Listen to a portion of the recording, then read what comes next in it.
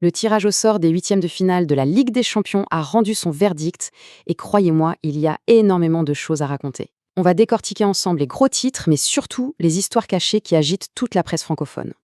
Alors voilà, les affiches sont là. On peut les parcourir rapidement. Mais au-delà des noms des clubs, qui sont évidemment prestigieux, il y a des crises internes, des sagas de transferts qui n'en finissent plus, et même des histoires d'outsiders, mais alors incroyables. Allez, on va analyser ce qui se trame vraiment en coulisses. On commence fort avec le choc des titans.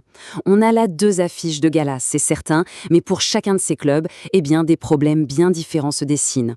Et pour ce PSG contre Chelsea, c'est vraiment le récit de deux crises qui n'ont rien à voir l'une avec l'autre. Du côté du PSG, on sent que la presse française commence à s'inquiéter sérieusement. On tire un peu la sonnette d'alarme. Ce qui est pointé du doigt, c'est une défense qui paraît fragile, un pressing qui semble perdre de son intensité, et puis des joueurs cadres qui sont loin, très loin de leur meilleur niveau. C'est ce qu'on a vu sur certaines contre-performances en championnat, et ça inquiète. Pour Chelsea, les soucis sont d'un autre ordre. Sur le terrain, on parle de fatigue, notamment après la Coupe du Monde des clubs. Mais c'est surtout en dehors que ça s'agite, avec de vraies turbulences financières qui entourent les propriétaires américains de plusieurs clubs anglais. Forcément, ça pose des questions sur le fair-play financier. On passe maintenant à l'autre choc, Real Madrid-Manchester City. Et là, tout le débat tactique, il pourrait bien tourner autour d'un seul et unique joueur, un vrai couteau suisse. Et ce joueur, c'est Federico Valverde. Regardez-moi ça.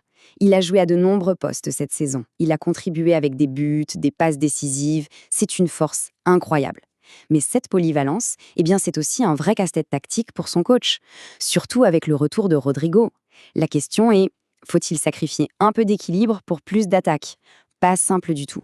Bon, au-delà de ces deux énormes chocs, d'autres matchs sont tout aussi riches en histoire.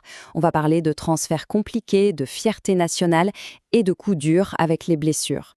Prenez le cas de Victor Osimhen. C'est un véritable feuilleton financier. Le président de Naples met un coup de pression énorme. Il n'y aura pas de transfert vers la Juventus tant que Galatasaray n'aura pas payé l'intégralité des 75 millions d'euros qu'ils doivent. C'est tendu. Et pour le match Atalanta contre Bayern Munich, la pression qui pèse sur l'équipe italienne est immense. Et pour bien comprendre ce contexte, il faut savoir que ça fait plus d'une décennie qu'un club italien n'a pas soulevé la Ligue des Champions. Alors oui, il y a eu 2 finales récentes, mais la victoire, elle se fait attendre. Du coup, l'Atalanta, en tant que dernière équipe italienne en course, porte sur ses épaules les espoirs de tout un pays. C'est lourd. Du côté de Barcelone, le tirage était déjà compliqué contre Newcastle. Mais en plus, ils viennent de recevoir une nouvelle absolument terrible sur le front des blessures. Le verdict est tombé, et c'est une blessure sérieuse pour leur métronome, leur maître à jouer, Frenkie de Jong.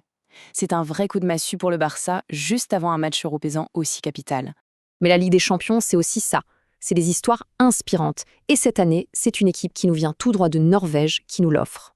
Pour bien saisir l'exploit de Bodø Glimt, il suffit de regarder un seul chiffre, 42,6 millions d'euros. C'est la valeur marchande de toute leur équipe, de tous leurs joueurs réunis. Et pour mettre ça en perspective, c'est à peine plus que la valeur du club qui est dernier du championnat espagnol.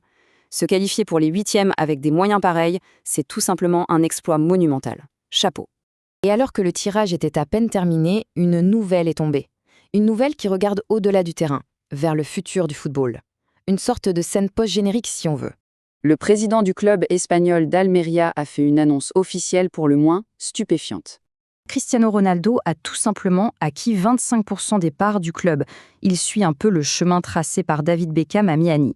Du coup, cette annonce, elle nous laisse avec une question assez fascinante pour l'avenir.